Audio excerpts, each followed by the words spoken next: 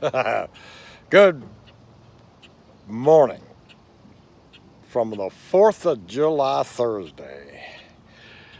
I am throwing a KVD square bill sexy shad 1.5 under docks and around pilings.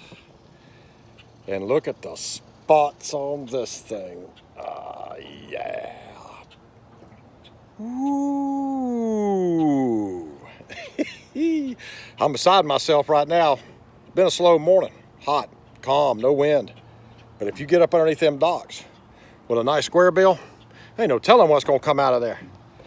Well, I'm gonna put him in the live well, measure him. I think he's right at he's definitely close to being maybe too big, but we'll see. I'll be right back.